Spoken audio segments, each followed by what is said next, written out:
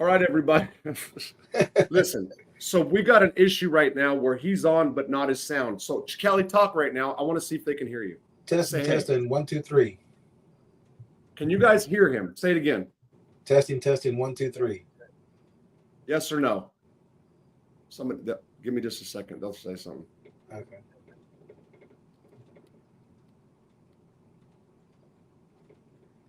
Dude, if you don't, if this doesn't happen, we're gonna.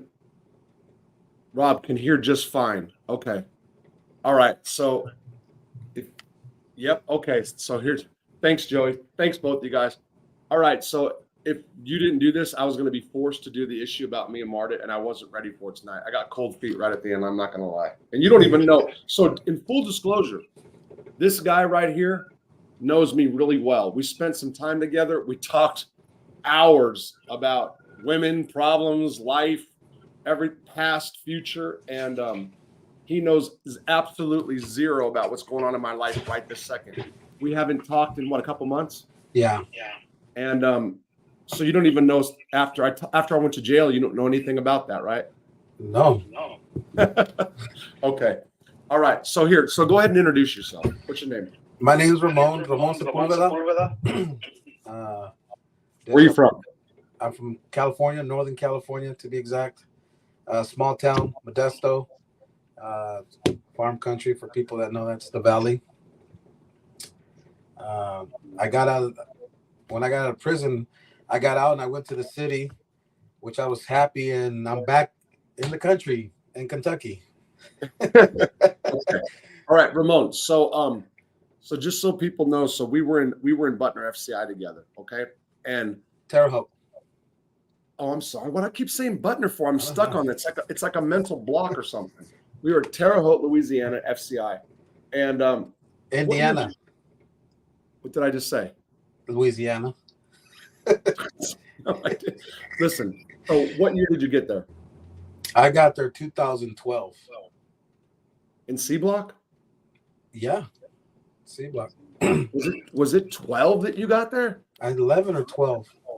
Okay, so and what year did you leave? 2000, towards the end of 2016, 7. Yeah. Okay, so look, so just because there's dudes from California here that know California state system that know the whole deal, right? Did you ever do California state time? No, just county time. Just county time? Yeah. Okay, so you're actually a Mexican American, and when we say Paisas, and I'll get to that, how did you fall into getting clicked up with Paisas when you went into the feds? Well, because I wasn't affiliated with Norteños or Sureños, which would fall into kind of the typical thing out there in Northern California or California period, or you would ride others, and then being riding with others, you ride with Asians, blacks, and so forth and whatnot. And I just rode with my people, so I wasn't about the gangbanging or nothing, you know. Right. So so the Paisas all over the feds, it's different. I mean, so a lot of people don't understand that. For example, let's look at Israel Mendez. You know, he's from Indiana, he's Mexican American, and he rode Paisa as well. You know what I mean? Yeah. And he had no affiliation with any kind of gangs. Actually, he was in his 50s, 60s, or whatever.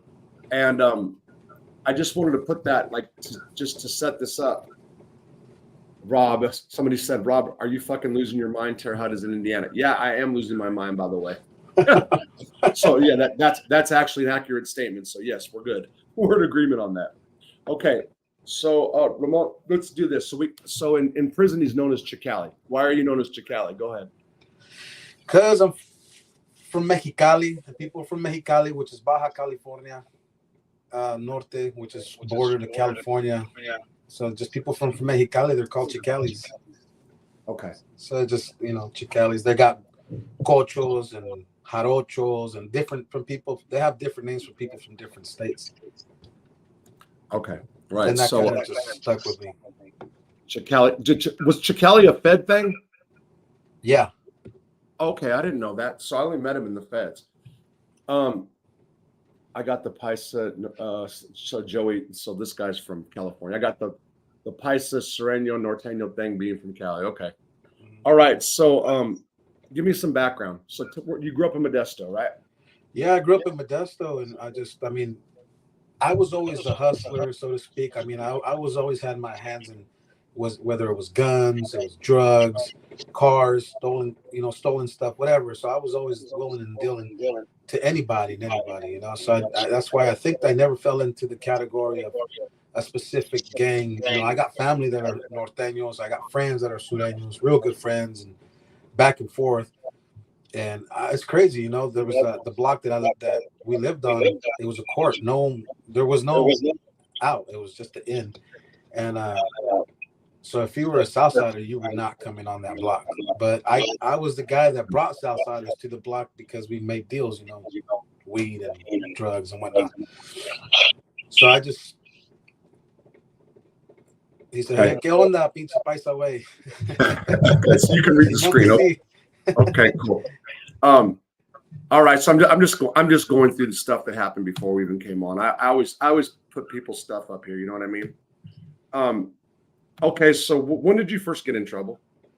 Oh man, I got in trouble when I was young. I think I was like 17, 18. I got involved with my uncle got federally indicted, and so I was always around drugs and whatnot. So I found some drugs. I didn't get caught for selling drugs. I was in a stolen car, so that's the first time I got locked up. And then before that, I was in my own car when I was 14. And I went to juvie for that, whatnot. But then fast forward, I get in trouble for a felony evading. What was the other one? Felon possession of firearms and ammunition. And then the feds, got wrapped up in the feds. And that's funny because in the feds, I mean, people that are out there in that street life that are just, I'm a product of my environment, I'm hustling, blah, blah, blah. Man, wait till the fucking feds get you. I thought that I was like Tony Montana. Like, man, I'll bail out. I thought I'll bail out as soon as I got popped out of Applebee's. It looked like a fucking movie. It's like 6 of us lined up on the sidewalk, and I'm just telling my old lady, "Don't worry, I'll bail you out," because she was pregnant. My cousin got wrapped up with us too, and we're like, "Don't worry, we'll bail out. We'll figure this out." Fuck no. They took. Actually, I had been out of jail. I did time for that felony evading in the county. And so when they arrested us, they didn't put us, they arrested us. They had to put us, I forgot what it was, a Sunday, or I think it was a Sunday, it was a Sunday. And they took us to the county jail and they put us all in the shoe together. I mean, my lady, everybody, all the co-defendants, they put us in the shoe. Oh, that's right. That's right. I forgot that she went down too. And then I had just left that county jail, and here I am back in that county jail in the shoe. And then people are like, "What's up, bro? What happened? You're supposed to send some money, this and that." I'm like, dude, I got other shit going on. And then so the nearest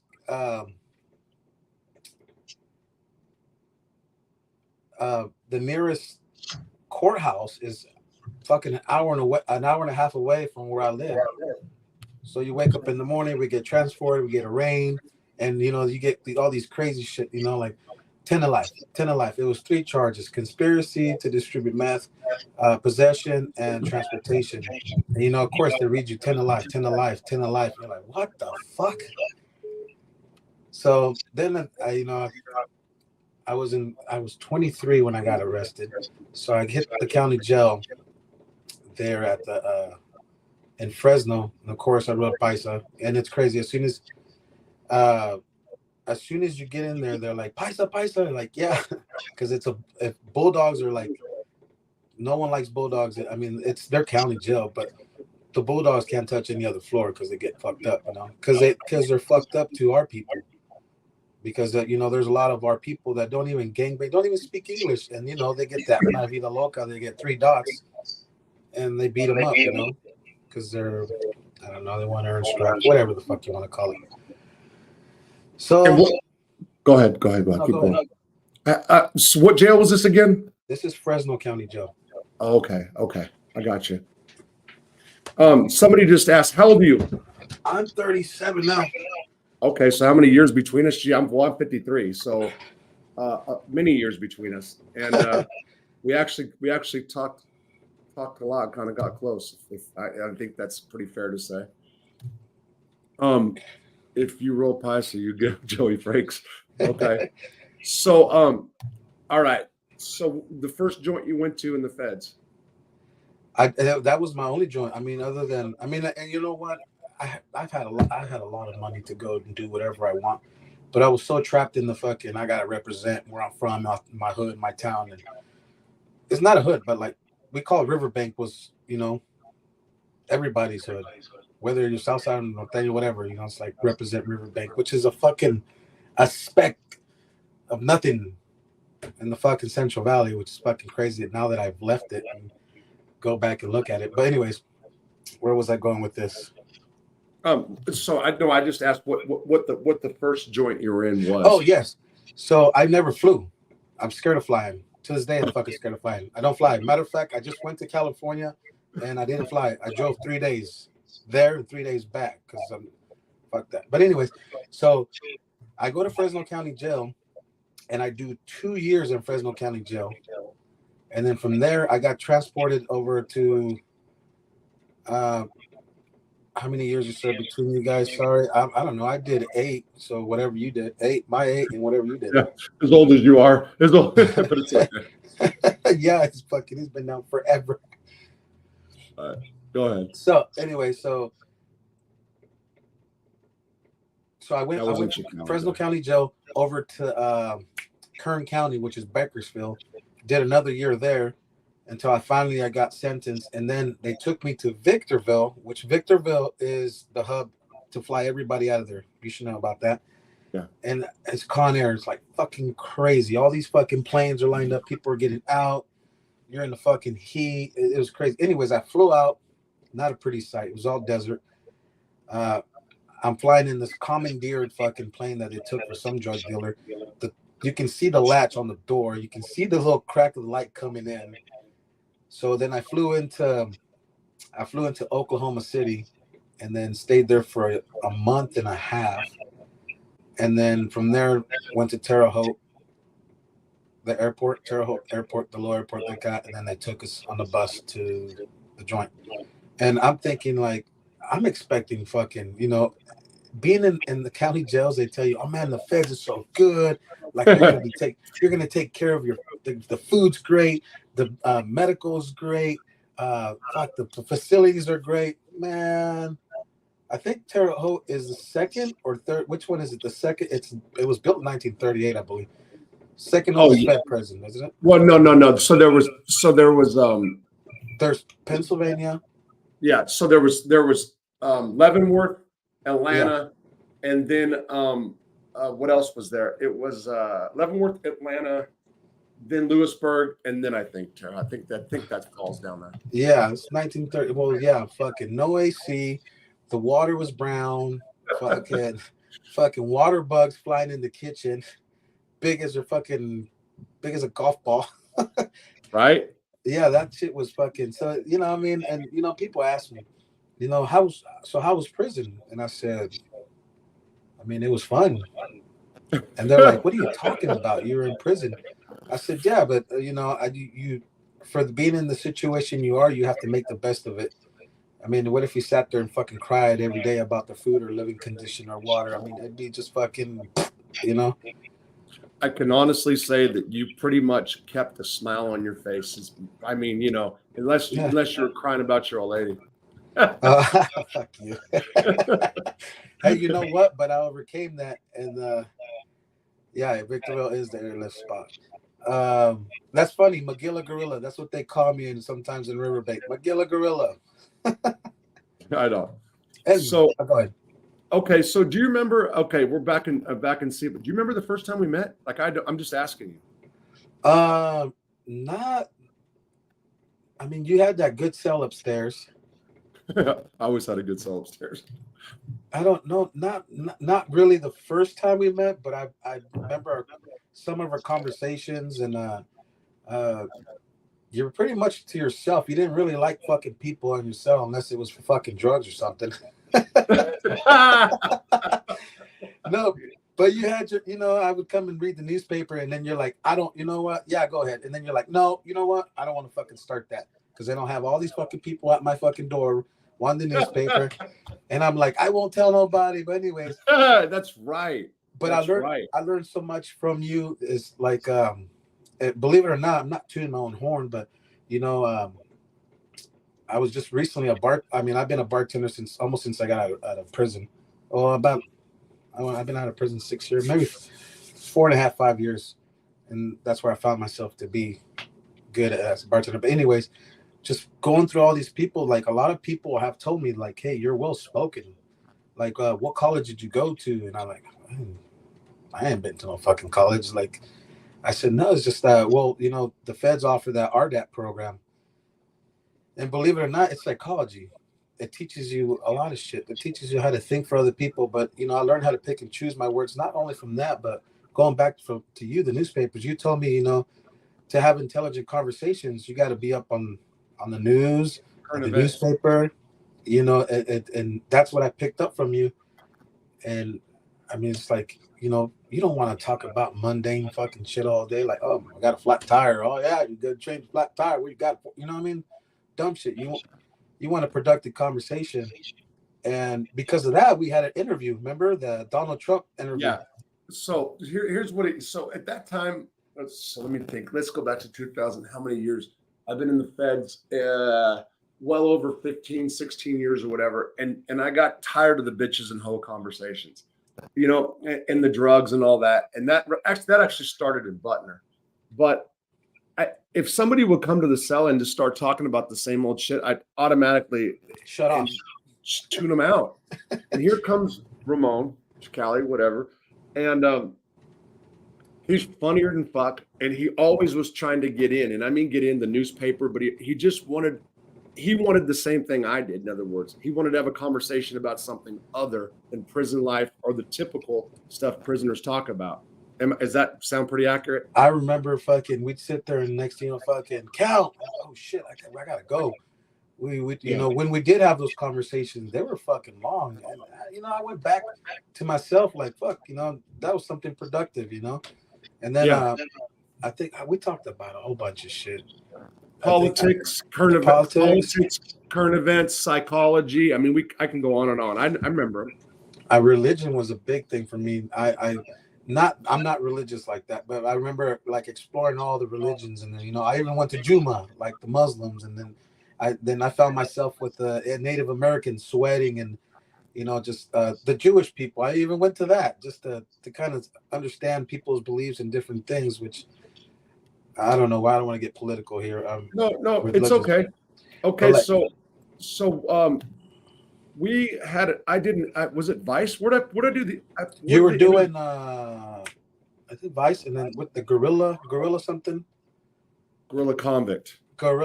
Seth. Doing, yes. Okay. So we got to talking one day, and Ramon's mom is U.S. citizen. Oh, oh shit! Hey, you know what? Believe it or not, I still have that interview in my papers downstairs. Do you? Yeah. Okay. Ramon's mom at the time was not a U.S. citizen. Is that fair? She was a resident. Okay. But we were debating the whole illegal aliens coming into this country and taking American people's jobs. That's what the argument was. Is that what it was? Jeez, was that the topic? That was the topic. Let me tell you something about that right now, okay? Since I've been out now, I'm not where I live right here, 40 miles above me, whatever, Fort Smith, everywhere in northern Arkansas. Yeah, I can barely even understand half the people. All right, Marta had to translate, and as far as the jobs and all the you see everybody that's coming over the border still, and I had face on talking about border stuff not long ago, but there's still signs everywhere, jobs for help wanted. So I don't know. That was a myth that they come in and take over jobs. It's shit. That was something from my experience and what I've seen since I've been out of prison. there's help wanted and you can't get workers, you know? So I don't know. Go ahead. Yeah, that's it's there's a lot of people that are not documented or that are illegal immigrants. They don't have the social security number, like to go into I don't know, something like something that you and I could do, like for instance, like a Home Depot or a warehouse, stuff like that, where they get benefits and they get 401ks and stuff like that. So what they do is they pick up shit jobs. Oh, matter of fact, you want to hear something funny? Go ahead. So at this moment, I'm working for this Mexican dude that pays me $13 an hour right now. It's remodeling houses, but that's what I'm saying. It's like, if I can always fall back on something like that, or anybody can, but the jobs are there. No one's taking jobs from Americans, because Americans don't want to. Oh, so here's this thing, right? A little bit on that topic. So I have a couple friends that I made here, and they're well-educated people from Mexico. They have bachelor's degrees, master's degrees, and whatever they've studied, right? So they get in this program to what's up?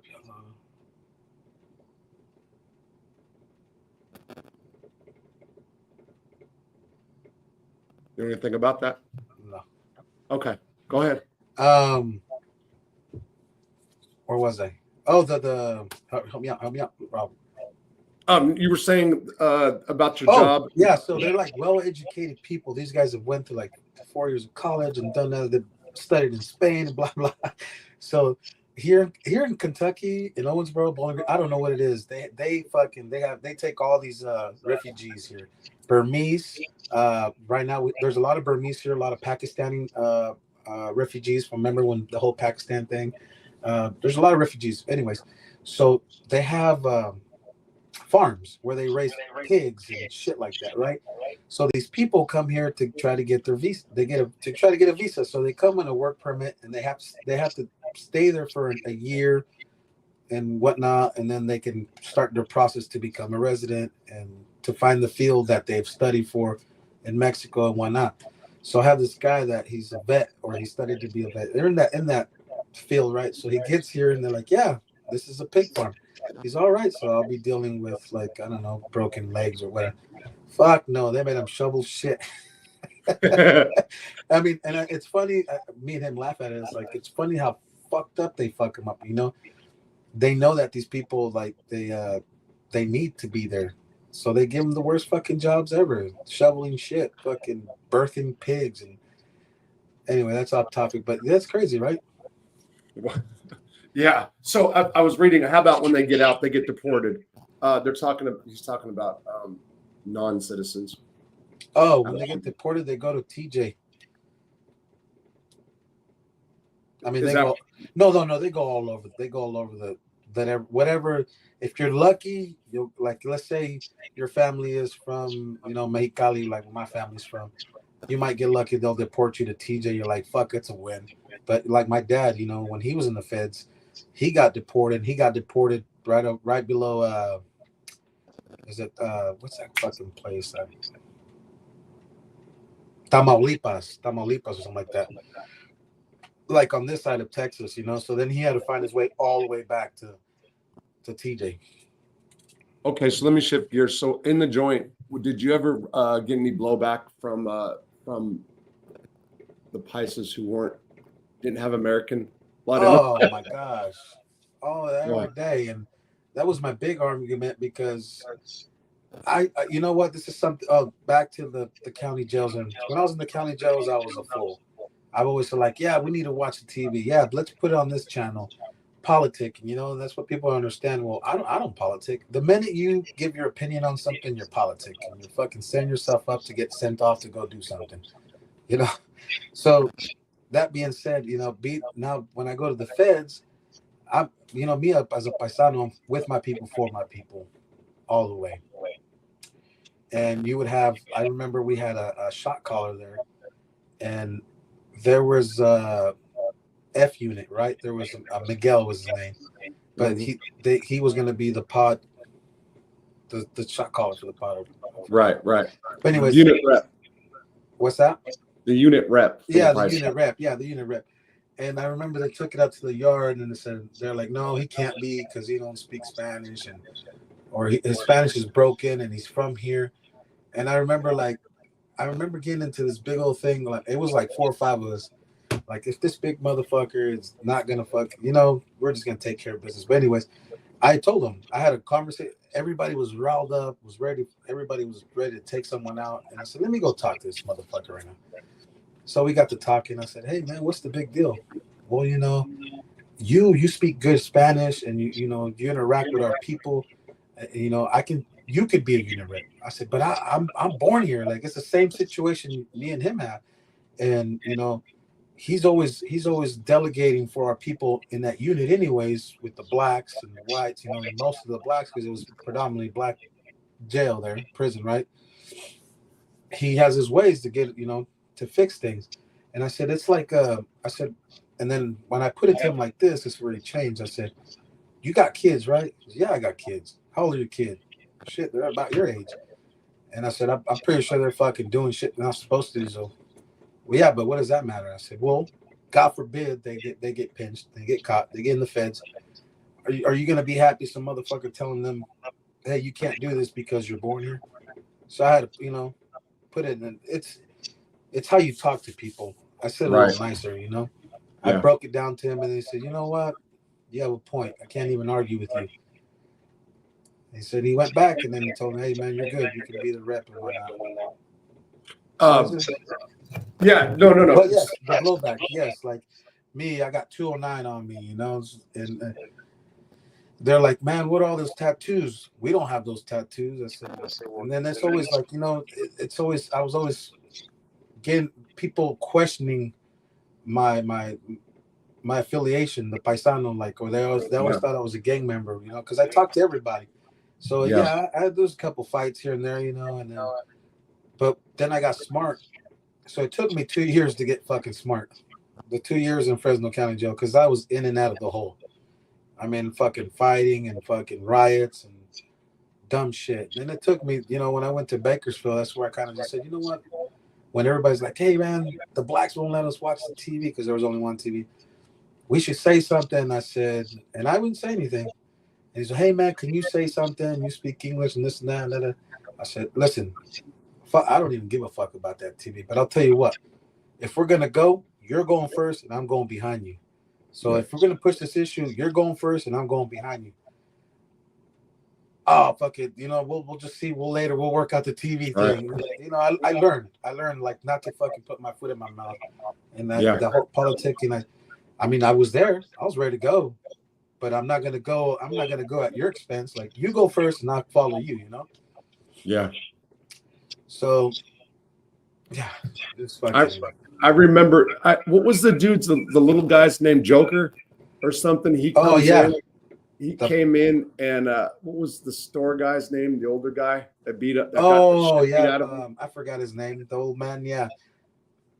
And there was a store bill. He was from Tamaulipas, yeah.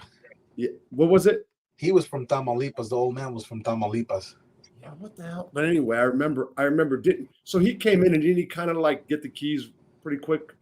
Isn't that what happened? No, he was pushing. He was super politicking because my friend Zacatecas, Zacatecas. Yes. But he was with them in Sheridan, I believe. But anyways, he came in super politicking and this needs to be this and this and that. And to me, it's whatever it is, fuck, I don't give a fuck. You want the keys? I don't give a fuck. But he was doing it to where people were like, who the fuck is this guy? He just got here. Yeah. And so he made a lot of enemies that when he did something. Yeah, it was. I don't know what I think it was that store bill. He did something and he was pushing the issue. He came in aggressive. In aggressive. But later down the road, there was an issue. I think it was with the store manager. That same thing. I don't know if it was that same, but him and another guy started pushing the issue, and people were gonna fuck them up because I don't know, they weren't in the right or something like that. And the little guy Joker, he said, "I'm not going out. I'm not packing my shit and going. You guys have to take me out." And I don't know. What happened to him? Yeah, he ended up fucking rolling up anyways. I just remember because I don't remember if that was before. I forgot when he came in. I just remember that I owed the old man over $100. I always owed store bills big. So he rolls up on me and he like gives me a list. And that's what he was doing to everybody. And I go, yeah, I don't do that. He's like, what do you mean? And I said, yeah, if I pay whoever I owe, I don't do that all homeboy shit. He's like, but he's a Paisa and mama. I go, yeah, that's fine, but I just don't do that. And he was like stuck. He didn't know what to do with that kind of resistance because I wasn't mad. I just like, yeah, well, it's none of your business. I mean, we're well, you know how that works. You know how the whole thing.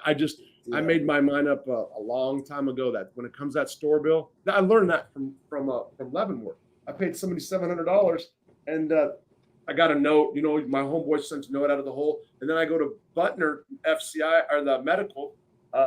7 years later, and this dude rolls up on me and wants his money. You know what I mean? It was like, fuck. Yeah, okay. All right. So, but yeah, I don't know why Joker flashed in my head. And it was because he didn't know how to handle me when it came to like, yeah, I just don't do that, bro. Okay, I'll talk to you later. Yeah. He was like, I remember, now that I remember his face, he'd like stuck like dumb. Yeah, you remember? I've talked to you about it. I remember talking to you about it. And anyway. So Jesus Christ. I'm just trying to think of what else. And there was so much. We spent so much time together. We had so many conversations. I'm just trying to think of something. Okay, so what kind of violence did you ever witness at that prison? Is there something that you can remember? Seriously. I mean, that joint was fun. I mean, it was not really I know. that. I mean, they stomped the guy out and that I witnessed actually was that guy that got hit they had a Muslim and a Christian living together. And so everybody was like, man, it smells like fucking piss. Remember upstairs? I don't know if you remember. It smelled like piss all the time by the trash cans. So yeah. So this guy was throwing fucking piss in the fucking trash cans. So the guy, they lived together, and one of them was an orderly. The Christian guy was an orderly, right? And he had to clean it up, and he was like, motherfucker. He's made an announcement to these motherfuckers. Who's ever throwing piss, wherever I catch, I'm going to fuck him up, blah, blah, blah. And I thought it was that old man, Didi. You don't remember Didi, the old man? Yeah, I thought it was him, because he'd throw piss out the bottom window. Fucking sick fuck. Anyway, so anyways, the guy's cleaning the cell, and he finds all these peanut butter jars full of piss. The same ones that were in the trash can. Really? So he was talking, he was arguing with him. He's a motherfucker, this and that. So the Muslim, the fat guy, he comes out the cell with a lock in the sock, and he fucking whack. I'm upstairs. I was in cell 57, and whacks him in the fucking head, splits him. There's blood everywhere, right? And then the Christian guy's chasing this guy all upstairs. Come here, you motherfucker. And I remember I already knew there was a lockdown. So what I did is I grabbed my little ice chest, my water, and I got some water and my cup for water, and I went downstairs. I got the ice and the water, and then I got my stuff and jumped in the shower real quick. And by the time I got out, it's like everybody lock it down, blah blah blah. So was that the person that grabbed like the broomstick and was doing like the like they were jousting? I think so. Yeah. Yeah, that was him. Yes, it was. Oh, geez. Because he was trying to fend off the fucking lock in the sock. I can't remember who that was, but I remember the incident. This big Christian guy. We were talking about apple bottom the other day. Were you there during that time? No, I wasn't. Who apple bottom? Rodriguez, when he stuck the apple up his ass. Oh my gosh. Yeah. You weren't in the unit? Yes, I was. Fucking what's the name? Columbo. Not Columbo. Jesse. His last name starts with a C. Is it Colombo? No. I know why you said Colombo. No. It's Cologne. Right. Yeah, he was my cellmate, and I remember he's like, "I'm gonna go cook. I'm gonna interview. You wanna listen? For what? Anyway, she's like, "What? For what?" Go ahead. And so it was Jesse Cologne, right? Anyways, he was cooking, and he was cooking with him, and Evil was Rodriguez's cellie, and I I remember he went up there and he's knocking on the door and he's like, "Come on, bud," because he always thought, "Come on, bud, I'm trying to get in there." And then the other guy told him, "Go away," or whatever. And then I remember my cellmate, because he was buddies with him. He went up there. He's like, "Come on, man, the food's ready." He's like, "Man, leave me the fuck alone. I'll come out there." And I know I went to yard but when I came back to yard, Jesse was at the door arguing with the cop. He with Whitefield. That was his cop. The Whitefield, the guy with the mustache curled up. Yep. He's like, "Man, you can't be talking shit about people like that. You know, Yep. you can't give him a bad rap." He's like, "That motherfucker's down there in fucking that infirmary fucking getting stitches because they took an apple out of his ass." And I remember he was all bummed out. His buddy got fucking. So when they went in the cell, so this is what happened. So he told me the whole story afterwards, because he ended up in the hole, and he ended up in the hole with Rodriguez. And so he asked him, like, what happened? Well, Evil said, "Man, there's fucking a fly swatter full of blood and Vaseline." So what he was doing, this is a story that Jesse got from Rodriguez himself. He's like, "Man, when I was a kid, I was molested, and I don't know, it turns me on. I'm not fucking gay, but it turns me on." So he said he fucking had that apple, and then the apple just went, and he couldn't get it out. So remember, and after that, we all got cut up. They cut all the apples up. No more fucking fall apples. Right. That's actually what happened. I was just writing this person. Yeah, we were talking about that with Mike Miller. Remember Mike Miller? Yeah, Mike Miller was my buddy. He's a good friend. Mike was on the other night for 2 hours and some change. He was fantastic. He's a real good dude. He was yeah. Me and him, and we'd have good conversations like me and you have. Yeah. Mike was another one that was in my cell a lot talking. You know. Go ahead. How'd you meet Mike when he went to C Unit? Yeah, same type of thing. I think he was Cadillac Selly or whatever. And we just started talking, and then he'd come up there and for a therapy session. Yeah. Well, me and him, how we got is like we both did the RDAP program. Yeah. So for the like in the beginning, I was like, this motherfucker just told on me because he pulled me up for some shit. And I don't know, we ended up being in the process group together, and we became real good friends. That's a real good dude. I talked to him a couple times. Yeah, and he's doing good. It appears like he's doing good, you know. And but he just had some really positive message. So on that note, RDAP, what'd you think of it? I think it's the best thing that the federal prison can offer. Yes. Really? I do. Yes. Okay. Did it bother you that were you in the program when the psychologists were caught with bringing in dope or screwing inmates? No, it was screwing the inmate. Well, Silva. I was there when Joshua, I forget his last name. He killed himself. Yeah, he killed himself. Yeah, he killed himself. Who told you? I seen it on Facebook, but then I talked to Face, and Face told me kind of something. I don't know. I didn't ask details, but I guess he blew his brains out. Crazy, right? Yeah, that guy was a real smart guy. Yeah, and I was talking about how when he first came there, the first day he was running and he drank the water out of the pisser. No, he was he was putting all over his head and the urinal. I was there when he did that. I gave him shit all about that all the time. Man, yeah, but RDAP is I think is one. I think people that take RDAP, we all. Let me see. I have my thoughts and I have my conversations with people about easy money and this and that, but I never act on it because I know my repercussions, and I think about things more. I have a little bit more empathy to my family members now. I'm not so selfish now. Think about things, but that program opened my eyes to a lot of that thing. But I don't want to get all like. No. So where's this? There's a slight echo. Okay. What's that? There's a slight echo. Don't mess with anything. It's okay. Oh my God. Low battery. So I don't want to lose you. So let's try this for 1 sec. Talk to me. Yeah, can you hear me? Oh man, I'm gonna have to get the battery charger because this damn thing's gonna go out probably. Anyway, so What was I going to say? It was about RDAP. I think, in my opinion, if the point is to get people back out there being productive members of society, so they don't reoffend and everything like that. I believe that it should be something, when we get on federal probation, that I think everybody should go take some type of classes. Like they should have, because when you do RDAP, you do have follow up when you get outside.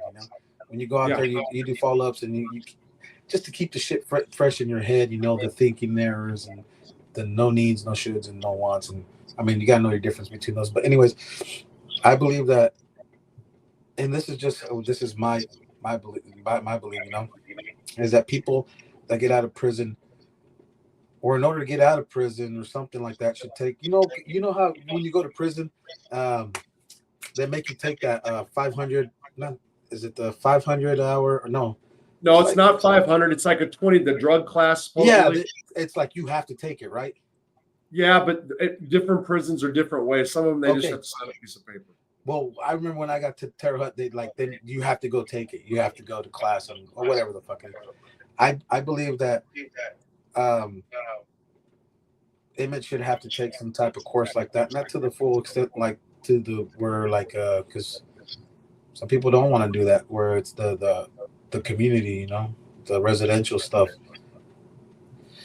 But yeah, I think it's one of the best things. So Rachel took that too. Rachel took that. Yeah, she took that program as well. Okay, hold on one second. Let me grab this charger before we go out. Okay. I've done it a lot before.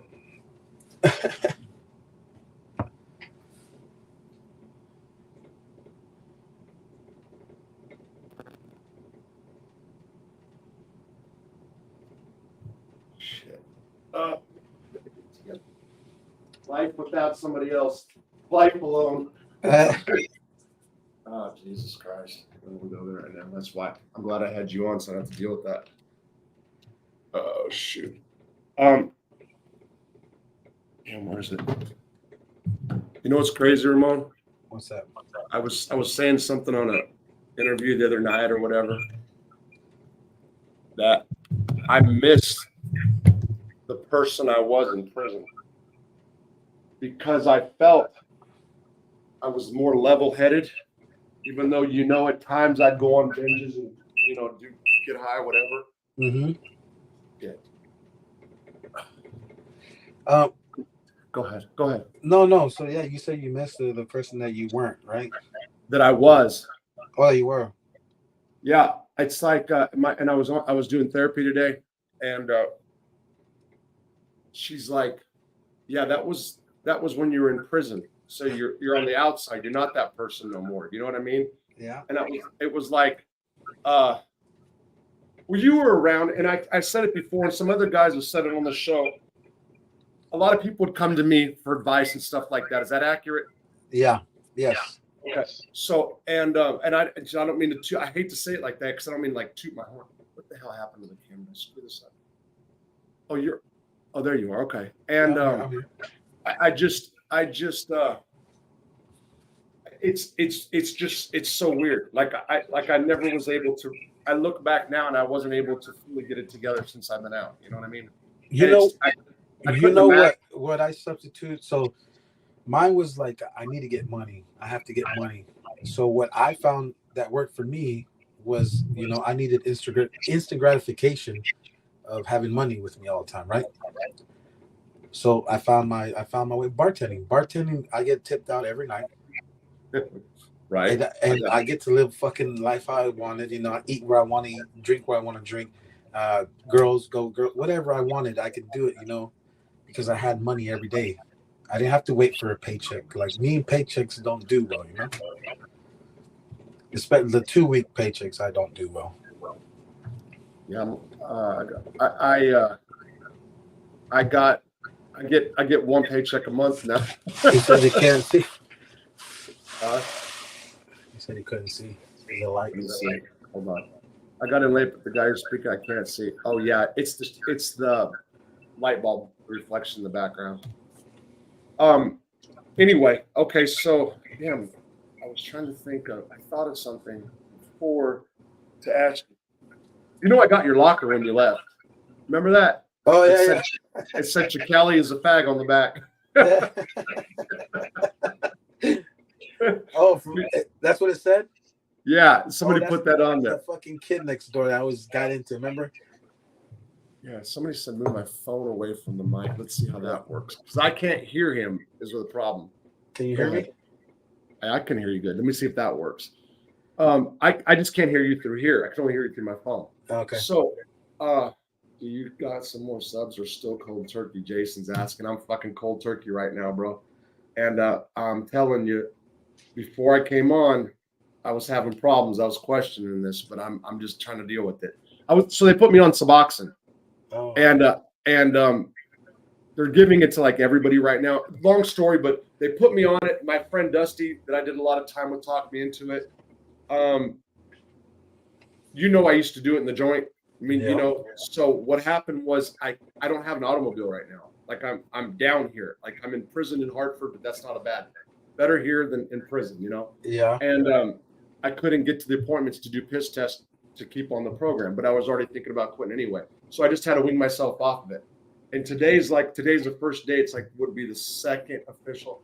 And I woke up and I was just fucking miserable, leg cramps. So what's going to start next? Tomorrow should be like the worst. And then it's going to be like the no sleeping for X amount of days. You know what I mean? Going through all that. And I was going to do like a live tonight that's pretty heavy. That's why I was like called you last minute. I'm like, Ramon, come on. Do a live with me, man. I just need something to substitute. You know what I mean? You know, I stopped drinking I think it's been 6 weeks ago. I stopped drinking 6 weeks ago. Did you? And dude, I feel good. I wake up, you know, because I went to this country concert. I love country music. Why? Because I was in Terre Haute, Indiana, and that I have no other stations but country.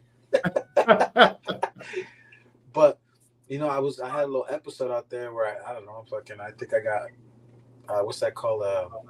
Too much heat. Like my anxiety was bad, and I kind of flipped out. Like I wasn't feeling well when I got back. I just no more alcohol, and I tried it. I went to work and I got back, had like 2-3 beers, but the next day I just woke up feeling shitty, and I was like, why the fuck do I drink? Like, I mean, it makes me feel like shit. And of course, it's easier. You know, people say it's so easy, but then it's just one of those things where you have an epiphany and you're like, fuck, let's try something else, you know? Yeah. Do you remember when I talked to you the one time and I was talking about you drinking and stuff? Yeah. I said, I'm probably high or whatever. This is not a few months back, but I'm saying, you said, I'd only call you when I get drunk. That's what me and Faye said during our interview. Yeah. We talked about you. Yeah. It is true. Like when I get to drink and I start calling everybody, you know, because living out here is like, I don't have any friends. I know some people went out, but I don't have any friends. I don't have any family other than my family. That's my household, you know? Yeah. So I can't, I did make a friend. I'm lying. I did make one friend. He has a farm. Matter of fact, I learned how to use a tractor on his farm. I know how to bush hog now. Do you? Yeah, I know how to bush hog and it's fun, isn't it? Fuck yeah. Well, this tractor has AC, so I can smoke cigarettes. I can open my windows, and it's got a radio. Oh, it's fucking awesome. Yeah. But do you remember calling me that one time? It was like in the daytime, and you were talking to the guys. I was down in that place, that guy that lives in that shack. Oh yeah, I was talking shit. I was. And you calling him a redneck. He was calling you, saying Mexican slurs. Yeah. So you fucking out there tweaking. Yeah. Oh my God. That anyway. I need to do a week segment, no bullshit, with him. His name's Jim. The World According to Jim. And just put him on there. And my God. I mean, he actually won Most Likely to Succeed in school back there a long time ago. And back in 1992, when I moved back here, I sent him on a run one time to go pick up shit for me, you know? Yeah. My sister got him out there. She was so entertained by him. She kept him for 9 days. You know, 9 days. I sent him out there to get a kilo, and he got stuck out there. She brought him all around, show her friends. You know, brother. Look at this guy. Talk. Go ahead, talk. You know. Are you like out in the country? No, I'm in this. It's a small town. It's a city. It's not like we ain't got no high rises or nothing like that. But it's I mean it's nice. It's it's very. They have like real nice things here. You know, the riverfront. They have nice restaurants. I mean, it's crazy. You know, I made a lot of connections out here working at the. I worked at one of the prestigious bars out here. They have over 800 bourbons and whatnot. But I met, like, I mean, I'm cool with the mayor. He'll come up and punch me. You know, what's up, Ramon? You know, like, you know, I've been offered to be ambassador for the Miller House for the Chamber of Commerce, like stuff like Really? that. Yeah, stuff like that that I never thought. You know, and I'm like, what? And I question, like, why are these people approaching me? It feels good. It feels good that people approach you Sure. with things like this that you never even thought that would be happening to you. You know, like, Sure. It's because well, no, because like you said, you are well spoken and you do have a disposition about you. You've got a pretty much a permanent smile stuck on your face. That's true. Grind, I just want to say, she said we are your friends, and I'm thinking I just want to say thank you. or thank you. I think that's in regards to whatever. Hey, Rob, Paul C. So let me ask you, do you ever miss prison? no, but I miss prison, like not prison, just in the sense is like I think some of the one of the hardest things to cope with now that I'm black living here with my family and my kids and Rachel and everything is, you know, in prison you worry about yourself. You know, you got your own little cell, you got your own everything's set up however you want it. You worry about yourself, nothing else, you know. So when I got out of prison, you know, I was in California and it was pretty much that. I worried about myself. I didn't, you know, I'm not saying it's a good thing, but I didn't have any obligations, so to speak, because I was in California and they were here. So I just worried about myself and not coming here. It's like I think I don't know if I put it right, like that, like independent. You know, I don't know if you You understand. say that part. Say the last part. You're Like independent there.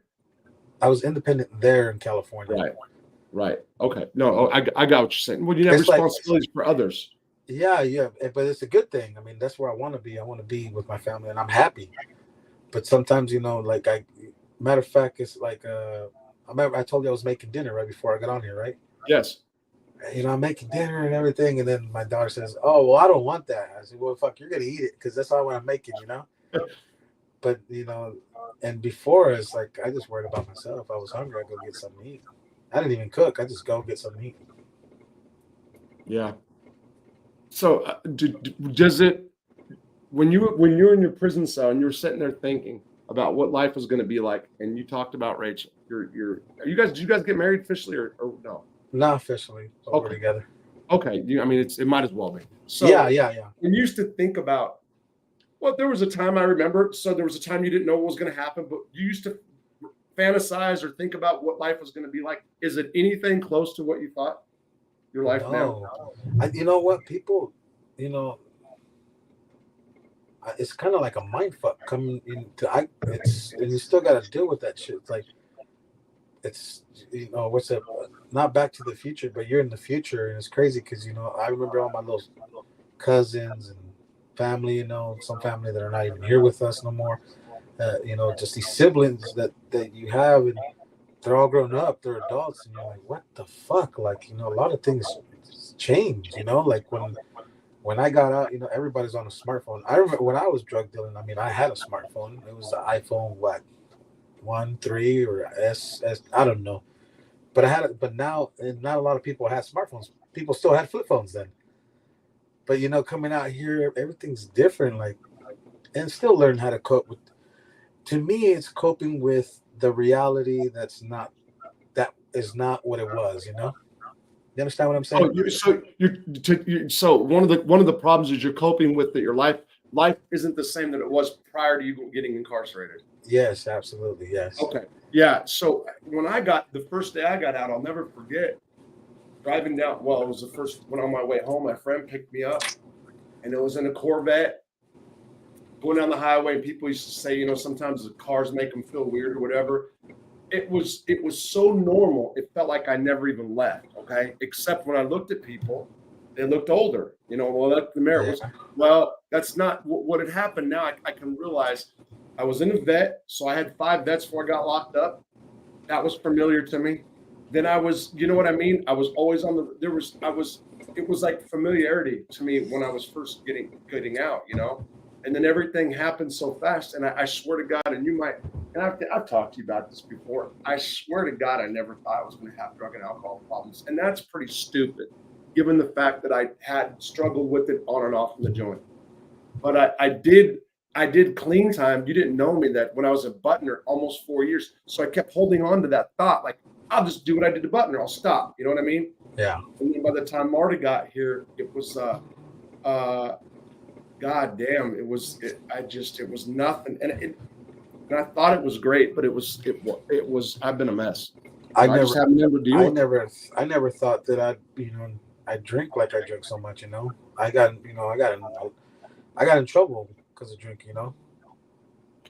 Okay, so here Joey Frakes. So he's saying I was good friends with Pablo Escobar's cousin. I got a picture with him. That guy was what? Pablo Escobar's cousin, the guy that cleaned the halls. Look, it says Chicali got any stories about mob guys or influential guys. Wait, how did I miss this? Who? Pablo Escobar's cousin. I had no clue he was there. You didn't know? He cleaned the hallways. No, I swear to God I didn't. He didn't live in C unit. I think he lived in M unit. Well, at the other end of the hall, okay. But still, I mean, I don't even know how. Who was the guy? One of the Puerto Rican guy? There was the guy for what was the Mexican? Not the that they were killing each other about 10 years ago. The finance guy. He was in E Block. What was the not a cart? The old man that was sending everybody money. Oh, that's the guy. Oh, so funny story about that guy, right? I forgot. You know, he died in the feds. He died. What was his deal? What was he the money man for? I think he was laundering money for the cartel del Golfo, I think, because it's up here. Yeah, yes. So he had horses and all this other shit. But I remember, and I'm not a freeloader, and there was a lot of people that just made friends with him just because of the money, you know. Yep. But my Tijuas, my buddy Tijuas, he lived in the same unit, and he was his little fucking gopher. Go get this, go get that from the kitchen and whatnot. And I remember I was working in UniFirst, and I think I made like $90 a month, right? And so he says, "Hey." I forget his own name. I forget the name of the old man, but he said, "I want to give you a job." Can you hear me, Ron? Yeah, I can hear you good. I'm listening. Yeah, he's I want to give you a job. He's because at the time their microwave was gone and they weren't giving them no more microwaves. And we had a microwave. We have 2 microwaves in C unit. So he says, "I want you to cook for me every day. And all you gotta do is cook breakfast and lunch or something like that. And then I'll pay you." Whatever you make Unicorn, I'll pay you that. So I'll give you $100 a month, and plus whatever I eat, you can eat as well. That's what he said. Yeah. So then 2 months before I went home, that's what I did. I quit Unicorn, and I was just cooking for them. Yeah. Really? So they rounded him up because you're sending money to too many people. They what? They got rid of him.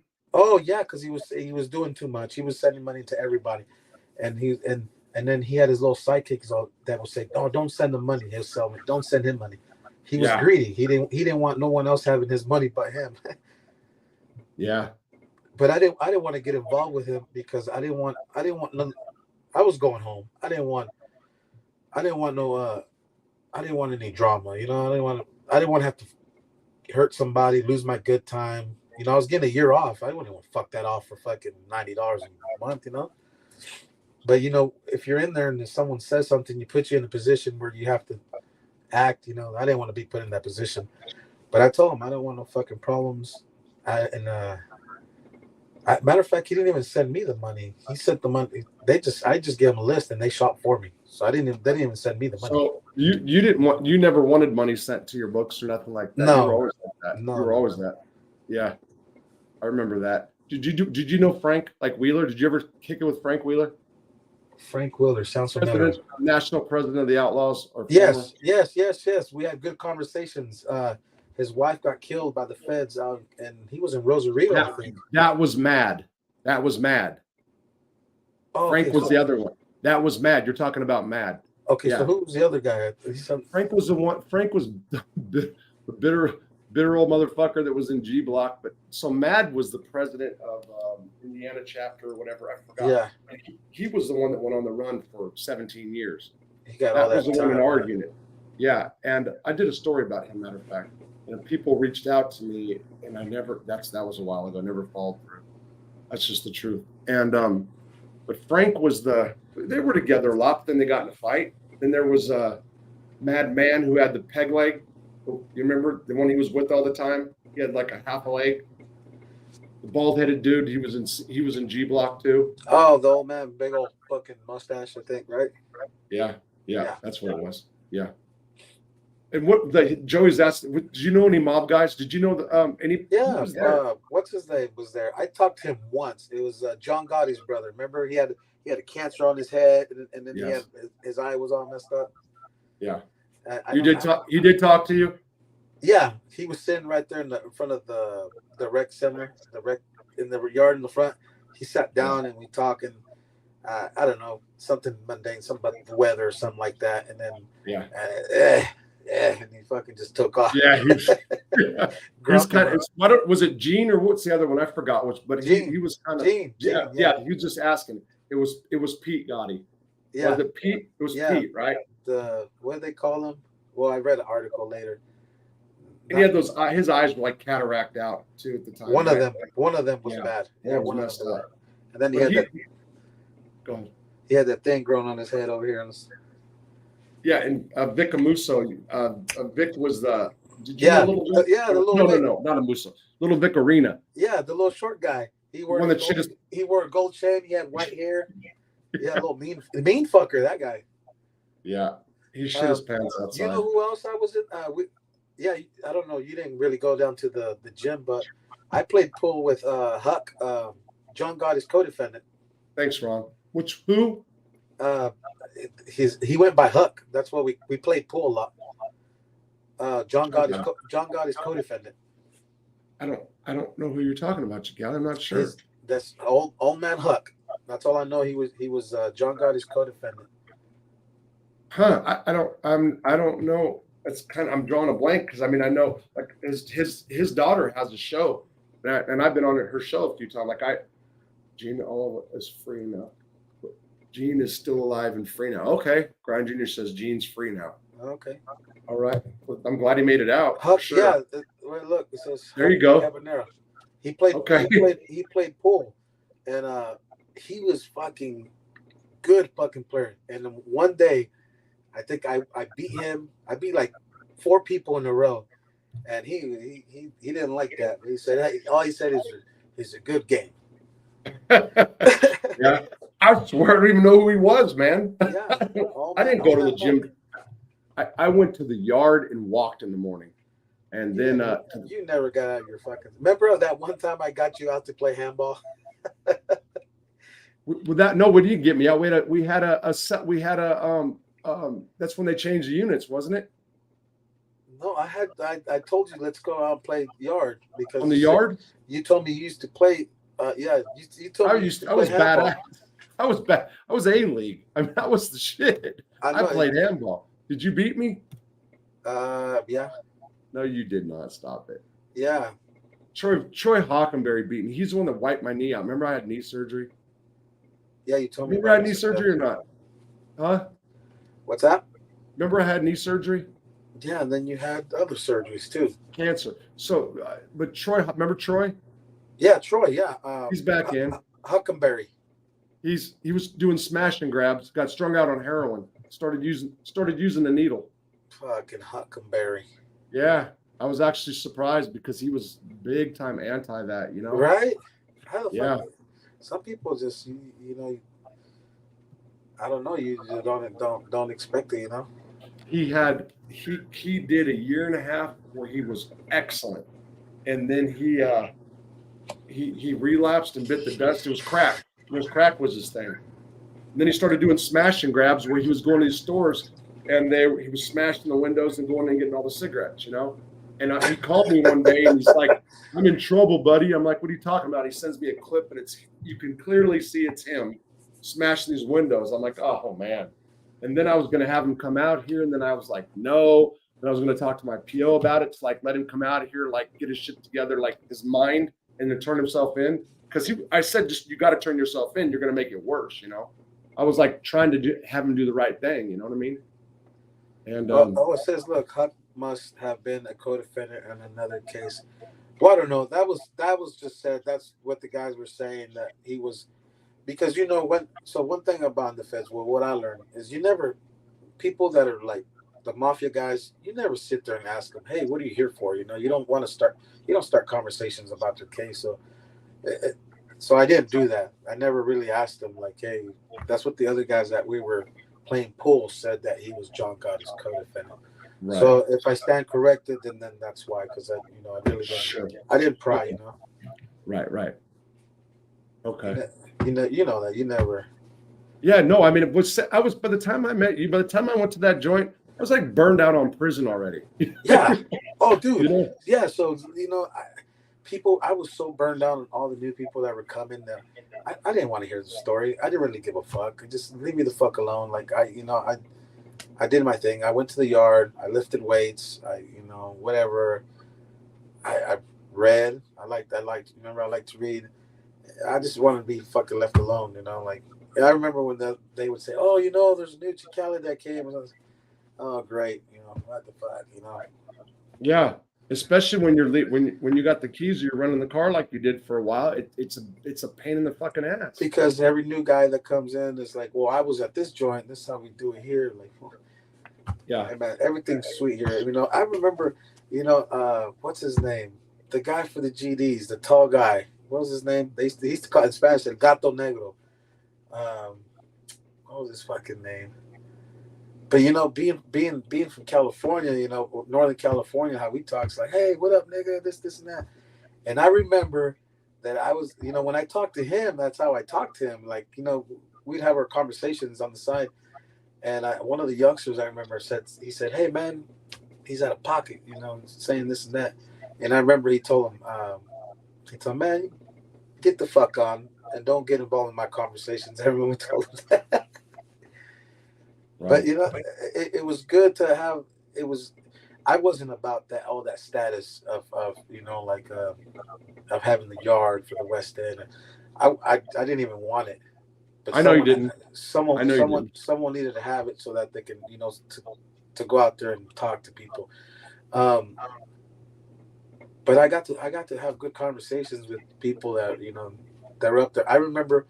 So what it did help me with is I remember I was in RDAP.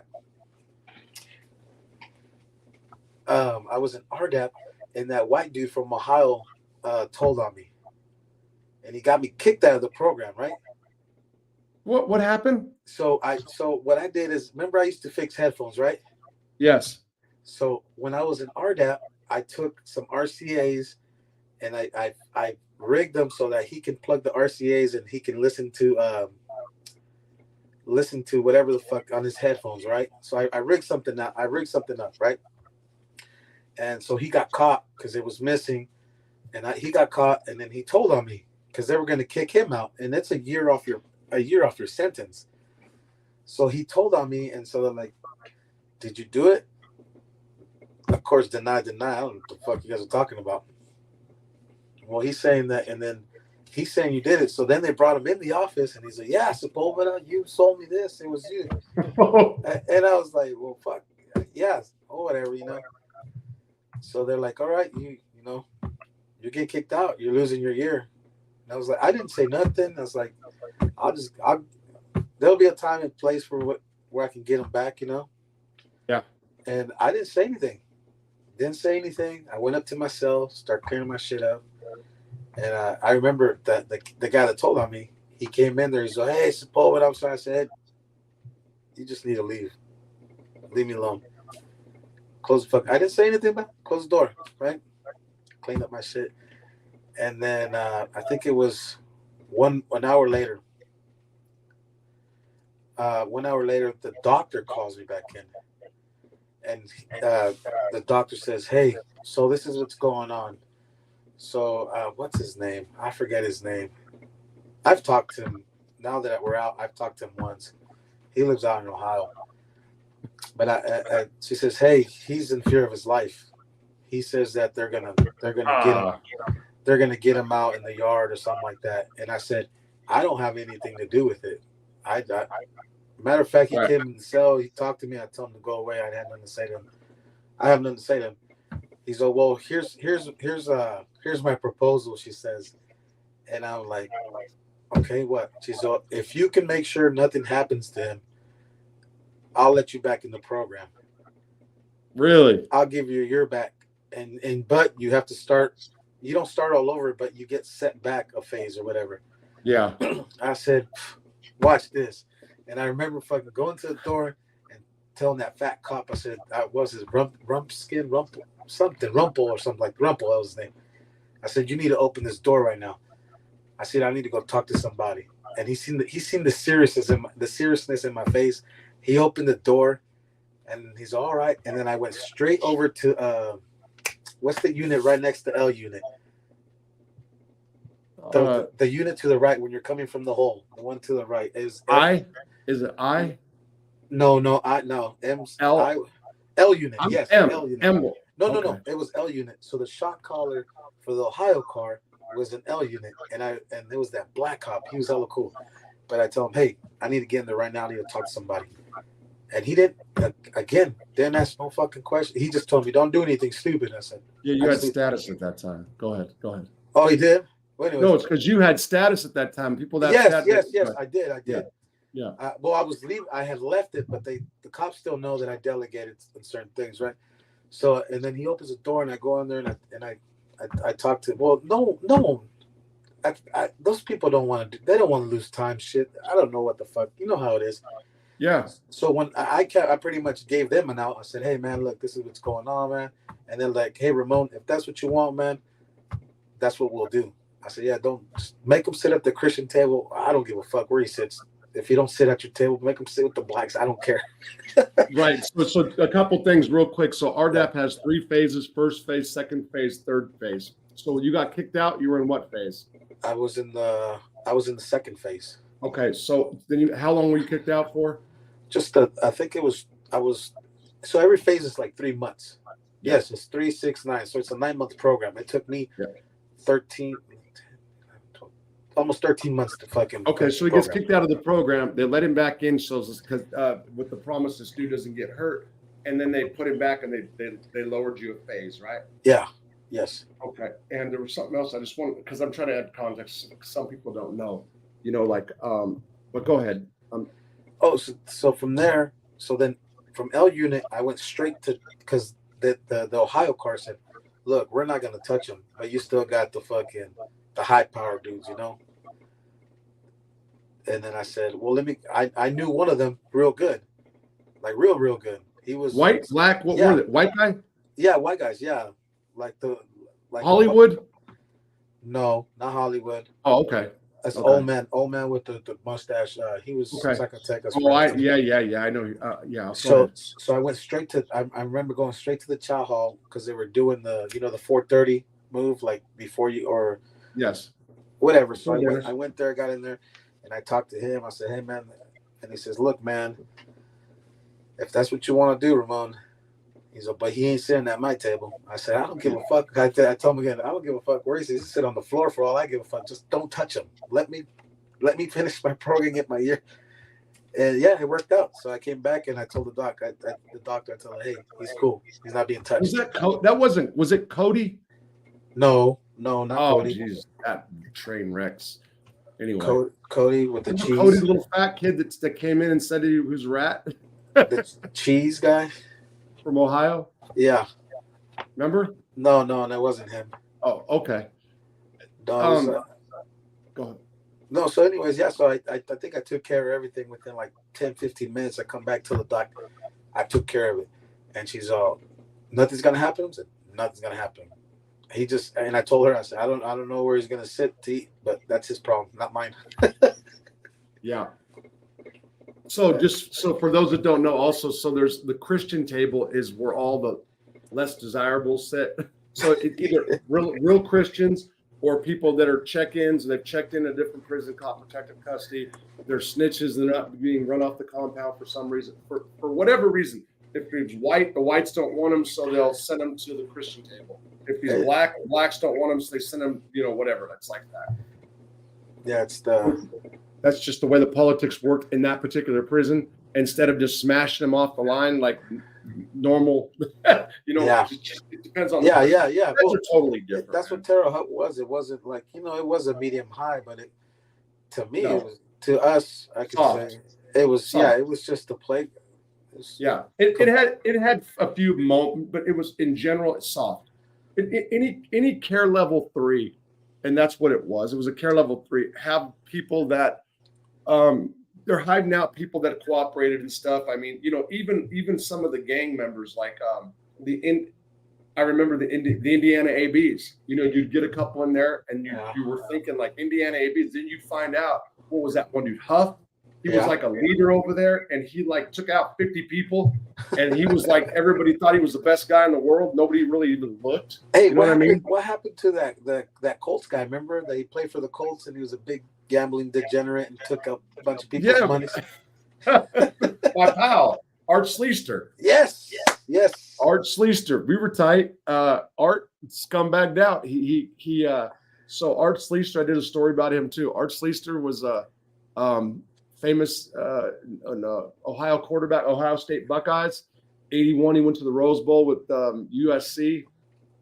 He was drafted to the Colts when they were in Baltimore still, and he started gambling, placing bets on the games. He wasn't a starter, but then he was just in and out of prison for just burning people. So he became, when he went to prison with us, he was a sportscaster for the Ohio State Buckeyes.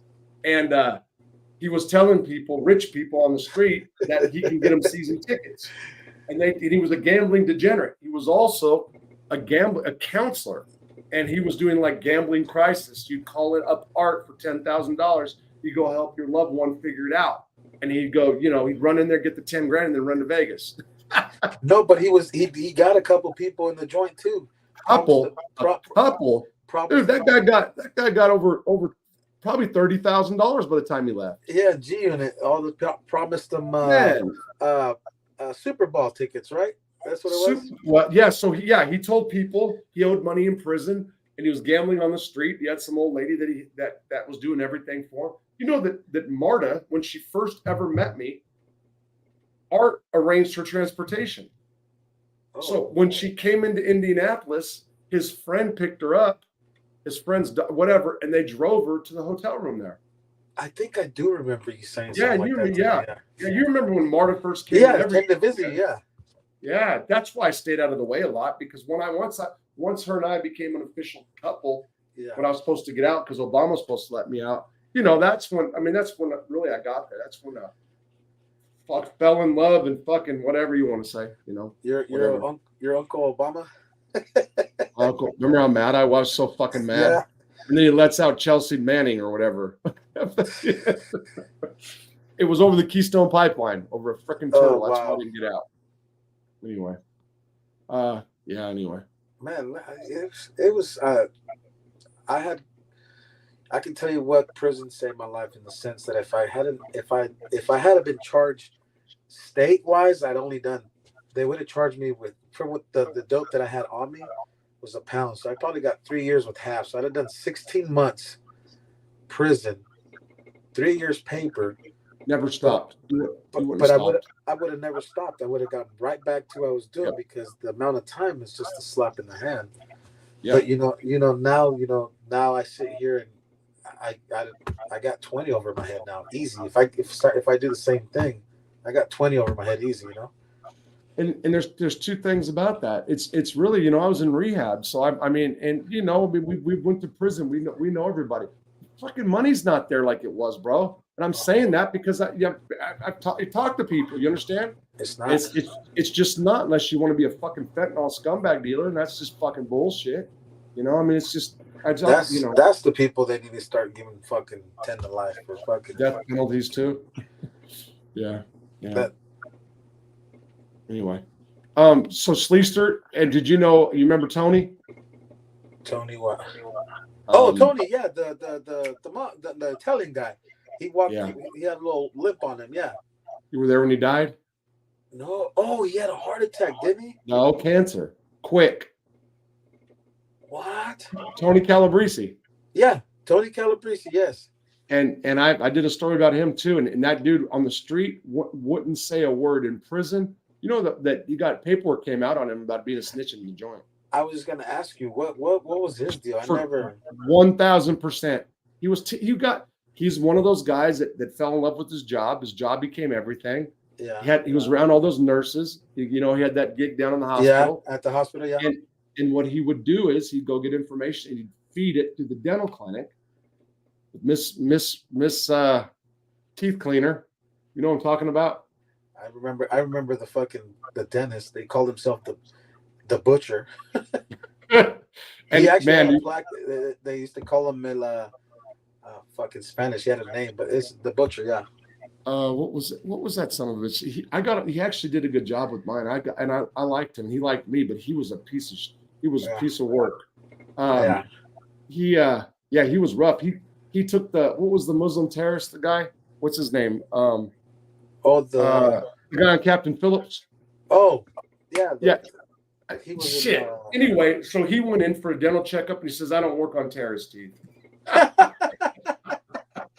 Get out of here. What unit was that? It was right next to my office. What unit was that? It was G unit. No, G unit. G unit is where the old. No. I'm sorry. I just thought the phone was ringing. It was the special ops D unit. D unit, yes. D unit. Yeah. But he came out. He was out. He was out for a little while. What the hell is his name? He's back in control. Somalian guy. Yeah, man. I can't. I wasn't there. I wasn't there when he got let out. Oh, you weren't smart guy. He learned how to read and everything, and then he was smart, and then he got hooked up, started playing cards and sagging his pants. Oh shit. And so Joey, let's see what Joey. I never heard about Tony Calabrese. Only Frank, his son, and brother Nick went bad. Tony Calabrese did not go bad on the street. He was as solid as they come. In prison, there's rumors back from Leavenworth that he was an institutional rat. I don't know why people do it, but there's so many that do. So many guys, especially lifers, go bad. I don't know. It's weird. But Calabrese, that's not smutting him up because I like Tony. I would not do that to his, quote, legacy as being a stand-up guy if I didn't know for a fact that was true. It came up in a case by, what's his name? Lou. Big Lou filed the case against the dentist. And the discovery was in there, and it had Tony's statements. Oh, I remember Big Lou. Sure did. Yeah. I said Nick, not Tony. Okay, Joey, I'm not sure. I never heard. Yeah, no, I misunderstood. Shadow Band John Wolf.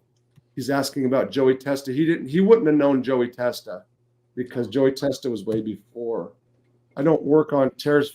Yeah. Work on Terrace face. Why not? Yeah. What the hell was what was that dentist's name? I don't know. I just think they call him. Oh man, it's worth putting out there because he was a piece of work. He beat people up. He assaulted dudes. He was like a big guy. He was a big guy. He was that guy. Yeah, he was dangerous. For a staff member, and they didn't care, And that's just how Terre Haute was one of those old prisons. And the old prisons, you got generations of correctional officers. Yep. And that could be good and bad. It could be good. I used to work. I used to work maintenance. I've been all over that prison. I've been in the tunnels, and I've been up and on the roof too. And what did you see in the tunnels? The tunnels is fucking crazy, dude. There's bullfrogs. It's dirty, but all the steam pipes are down there. So we had to go fix the steam pipes. Those tunnels go all the way down. So they to that gas chamber. That gas chamber that's all the way out by the yard. Yeah. It's and some of them lead into Unicore. It's crazy down there. It's dark. It's scary. Yeah, and the roaches. Oh man, they're so fucking It's big. like it's breathing on the walls. Yes. You know. So I mean, and I told this frogs and before too. You know, in C Block, do you remember in C Block when that cockroach ran up my ass? No. I was sitting on the, so just so you guys know, somebody asked before, why would they be throwing piss in trash cans, whatever? It was a communal bathroom. So this is one of the first prisons I ever been in well, You don't. in the feds, that it was there wasn't toilets in the cell. I hated it at first, but I got used to it. And at nighttime you get to go run around, so there's benefits, you know. Yeah. Anyway, I'm sitting on the toilet, and it's this prison's full of roaches, and there's a hole in the back of the wall which leads down to the pipe chase. And I'm sitting there getting ready to, you know, take a dump, whatever. And I felt something like wiggle in my, and a damn roach ran into the crack of my ass. And I was sitting down, and I jumped up. I'm like freaking out, and this thing, like it was like this big. It was huge, and it spun around and like basically looked at me and said "fuck," and like ran right at me. I had to step on it. Oh my god, man, that was nuts. Yeah, that happened. Yeah, it's just anyway. Life, man. Life is crazy, you know. Yeah, I mean, it just so. Yeah. I never thought if I had never been into the feds, I would have never been all over the. I've been all over the United States now, not because of the feds, but now just, you know, traveling and whatnot. Like I actually left where I'm from. You know, I was so stuck to that little place. You know, Are you glad you lived? Are you glad you left? Are you glad you're there? Yes. Oh yes. Yeah. Yeah. I mean, I've been to. I mean, we go to Panama City Beach once a year. Well, I think we went twice the other year. But I mean, I go on vacations. I never went on vacations, you know? Yeah. I go to concerts. I never been to a concert. My first concert ever was a Snoop Dogg, Too Short, E40, and not Warren G. What's the other guy's name? I think it was Warren G. Warren Buffett? No. So it was Ice Cube. There you go. Ice Cube, Too Short, E40, and Snoop Dogg. Did you see what Struggle's doing? Yeah, he's doing a big thing now. He looks completely different than when he was in prison. Nothing like he was in prison. No. Oh, so I just went to go see Jelly Roll. That guy is fucking awesome. That concert that he gave. So I went to that country concert in Ohio. He was opening up for Luke Bryan. Luke Bryan, I mean, I like Luke Bryan, but he didn't have shit on Jelly Roll. Jelly Roll was the shit. You remember Wingnut? Yeah. Okay, so Wingnut, I mean, he's doing his thing. he's got a business. He's been off paper, but you know, he's like 80% of the guys that we've did time with, you know, including myself, have fucked up, have had issues, you know, and I was trying to get a hold of him because he was friends with Struggle, and I forgot that Big Worm was friends with him. Yeah, you know, they're close, so I was trying to get him to try to like get them on the show, you know, and I ran it. I think Worm went back to jail. I ran into a bump there, and I was trying to get a. Who went back to jail? Worm, you remember Big Worm? Yeah, I remember Worm. Yeah, I think he is. No, Jelly Roll wasn't in the feds, but Struggle was, and he was in prison with us. Did you know Struggle? Did you talk to him or no? You did? He was an M unit. I talked to him a little bit. I think we were giving him shit because he had Armani tattooed on the back of his back. Yeah. Armani? Yeah, it was the big Armani eagle or whatever. It didn't say Armani, but it was the eagle. I don't know. We were just giving him shit because.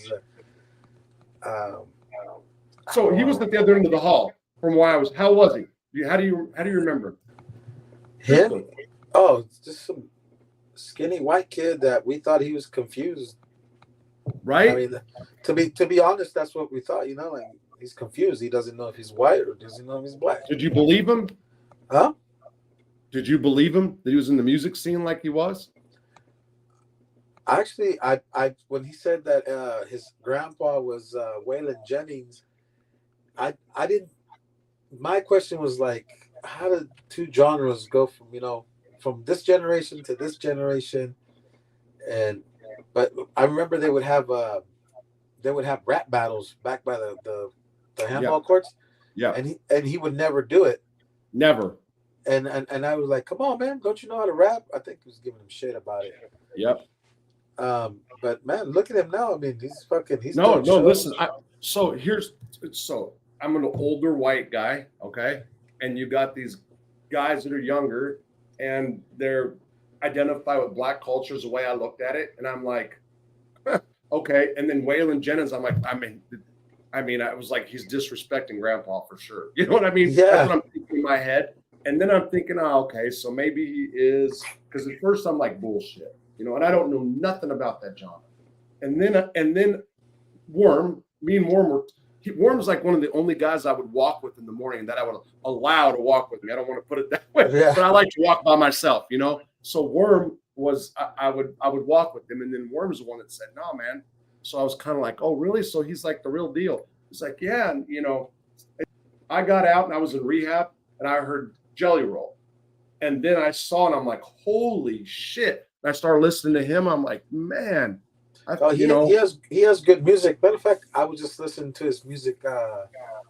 He has a song, you know, because I hit Jelly Roll, but Struggle comes on with him. And sure. Music. And I was like, man, this is good shit, you know? Yeah. So, I mean, and the reason I saw Jelly Roll do an interview, and I'm like, man, I'm like 2 steps away from these dudes for real, from like contact. You know what I'm saying? Yeah.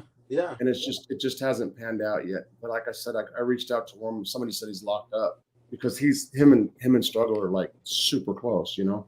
And that's the route I was going to go, but we'll see. Who knows? And then Face came on the other day talking shit about it. He didn't talk shit. He's like, yeah, I remember when I had to put him on check. And I'm like, oh, God, there goes my chance. You know? But I mean, I like the dude, you know, for real. Don Johnson from Miami Vice was on my softball team in prison. He was there on the VOP. Okay, what? For real? And you remember Jelly Roll and Little what? Little White? Yeah, Little White. Remember? No. There's a huge mid-aged white dude killing in hip-hop right now out of North PA. But he did time and mass in Delaware, named OT The Real. So I will say this. So since rehab in December, all I listened to is that white rap shit. I swear to God. Can you imagine? I would have never, like, if white dudes were around me that had that shit on their fucking MP3 player, by the way, look at this. If they were around me that had this on their MP3 players, I wouldn't even talk to them. I'm going to bash you for that right now. I wouldn't have even talked to that. That's I'm gonna bash you for that right now. You fucking Jew. You took that with you. You could have left that to somebody to listen for a week. No, for 10 days. Yeah. No, I took all my shit, and even that. You know, I had a bag. This bag up here. Remember this? My shaving bag. I'm trying to see. Oh yeah. The leather one. Yeah. Oh, dude, I got ID card, but I've got stacks of paper. Hell, half of it's, I was gonna, you know, the books I was written. There's 3 of them written. Chipper, remember? Oh, Chipper, the basic dirty white boy, shit. Yeah, like your life story. Yeah, it's just, I mean, it's loosely based, whatever. So, I got 3 books finished. I got the manuscripts. I just have to go over them. And I was gonna always do the me and Marta book. You know, well, I'm gonna put it Marta's Nightmare. You go. Switch it up, but I don't know. Anyway, so I've got just all our emails and stuff. I used to keep all that shit. Remember, it was easier to print. It was easier to print than to read because we wrote so much. Yes. Yes. So, I remember the fucking emails. Yeah, you sit there and you read some of them to me. Jesus Christ, you remember? I mean, it was novels. We got novels, bro. Yep. And it's that now she, I told her that there was times I used. So the day before we got married, I confessed to her that, I'd been using in prison. And then I don't know if you remember me telling, she had like a meltdown and it fucked me up. And I was like, so I downplayed the using in prison. Yeah. And I was waiting until I got out to have some clean time, which never came. And now she, like, in her head, it's like, she doesn't even know me. She didn't know. It was like she's going through all that. You know what I mean? So you're kicking Suboxone right now, right? Second day, yeah. Well, I mean, I hope that I can't say I don't know that type of high or whatnot, but I mean, I hope you get through it. And you didn't do Suboxone at all? No, I remember I tried to sell it I'm like, hey man, this is what I have, and Yes. you know what? That never panned out for me, and that was the only one time that I tried to get money that way. But I mean, I always sold shoes or something like that. But even when I tried to open a store, I mean, my store didn't last but fucking a month because I was already gonna beat someone up. I mean, yeah, that shit just never panned out for me. yeah. So, but anyway, yeah. What else, bro? What else? It's about okay. We've been on a while. It's well, So I don't know. what's your plan now? Like, I mean, right now you're going through this hard time of, well, I mean, It's okay. Go ahead. you got to have some type of plan, just like I don't know, a week, a small goal of a week. You know, I mean, Ramon, I've said this openly. And matter of fact, I dodged doing live tonight. I did something a couple weeks back called "This Is Where My Life Is Now" or whatever. I was as candid as I possibly could be. Definitely at the lowest point I've ever been in my life, for sure. What's my plan today? I couldn't wait to have this therapy session this morning. Right? I was chomping at the bit because I'm obsessing, and I'm obsessing what did I do, what could I do, and I'm obsessing over like I will not think about anything. I can't get away from Marta because of my computer. You know, I went to prison. There's no internet, right? yeah. I mean, like I've never been on. So she set up my laptop. So if I push a button, there's a video of us. There's our photos. Yeah. It goes to her phone. It goes to her email account. Like I can't, it's like a kindergartner by himself learning how to do technology. So I can't get away from it. So then my mind will pop up and I'll think of something and then I'll reach out and I'll send her a message, and then I won't like that. So I do voice dictation. I don't type. Yeah. And then so that means you can talk for an hour, and I can talk. So then I get mad. Then I start getting frustrated. And then by the end of it, I'm like out of my mind yelling at her. I mean, this is the truth. So I'm like, I'm obsessing. So like I asked, that was my therapy session today. And you just asked, like, what's the plan? And I'll tell you the truth. I came up with the plan a month and a half ago, and I didn't even know it. When I moved back down here, when I left her. When I left her house, I said I was going to stay here for 6 months. Okay. That was my goal, 6 months here.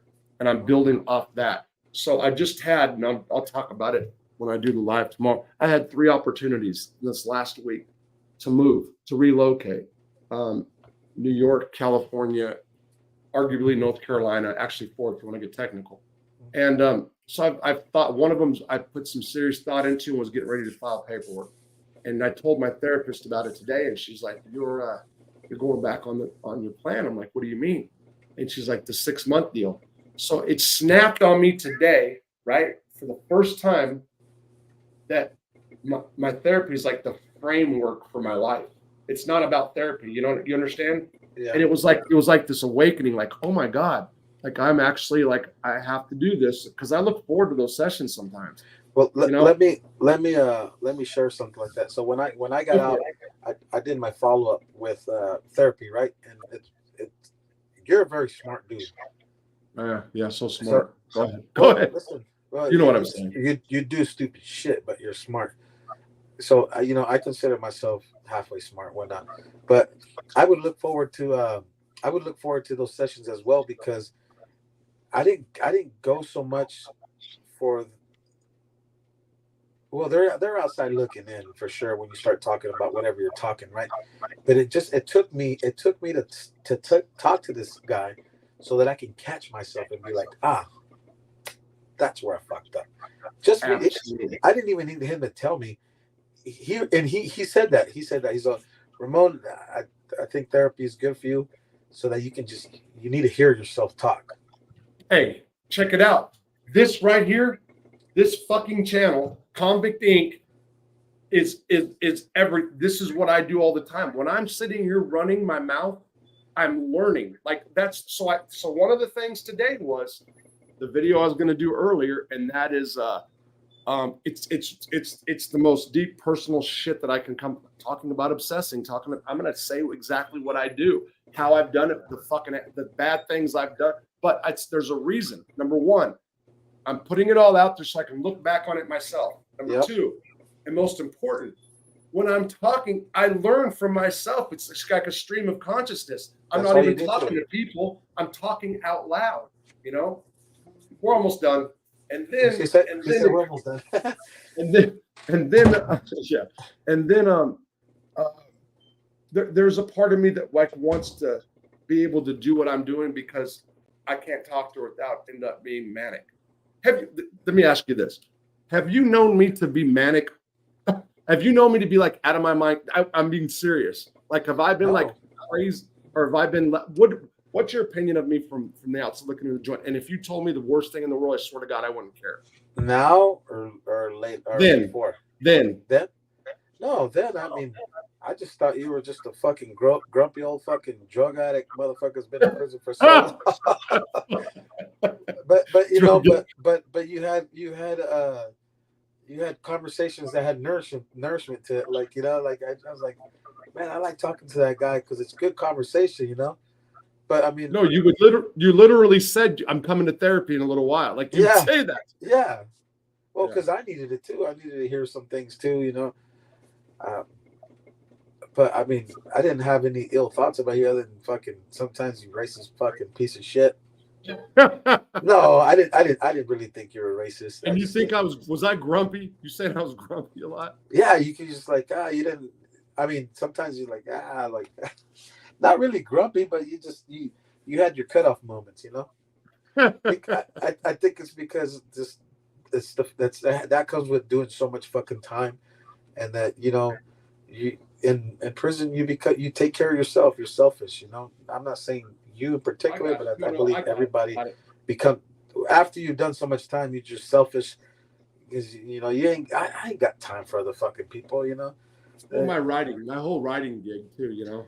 Yeah, no, definitely you. Not in a bad way. Like you were, No. yeah, you were occupied. Yes, with your writing, you know, all your mail, your articles. Martha was, you know, your thing too. And you really didn't have time. And then when I got to sneak some time in there, you know, we talked about Mara too, how happy you were, and you know, different stuff that we talked about. The newspaper, I love the newspaper. Yeah, I got the newspaper, so he's like, yeah. But I mean, I like talking to you because you knew so many people, like your friend in Australia, you know, the one that passed away. Geez, you remember Sharna, huh? Yeah. Well, we had a little code thing. If I ever sent you something, that would be that name, or she's doing fine, and then you would peel that book all apart. If I said she was fine, you would peel the book apart. If I said she wasn't doing good, you were looking through the book. Talking about Suboxone. Yes, Suboxone, yes. Okay, I'll say it real quick. So this girl from Australia that was my pen pal, out of fucking nowhere one day, sends me a letter and she tells me in the phone to look on the back of a stamp. And there's Suboxone. She sends me Suboxone from Australia, and I've got no clue at the time when she first did it. So then it was like, it was on and popping for a minute, you know? And that was like 13. Yeah, that was, okay. So I was thinking, because Marta and I really got together and like the dynamic of us changed. It was really in February of 2014. When Sharna passed away, I was sad. It was sick, you know? She overdosed.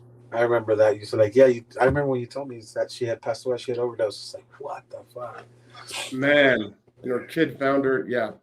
So, but anyway, so my plan right now, just so you know, so it's my plan is to get serious about this is my business. I was gonna start reaching out and doing the editors and start writing because I had all those writing gigs lined up, and all of them. I'm not gonna say they totally turned their back on me, but I've overpromised 1,000 times. You know what I mean? Like I contacted them. I'm gonna do an article next week, and I never did. And then I realized that I'm gonna start writing on Patreon. There's a page, this other platform instead of YouTube. I'm gonna start doing articles on that. So, some advice.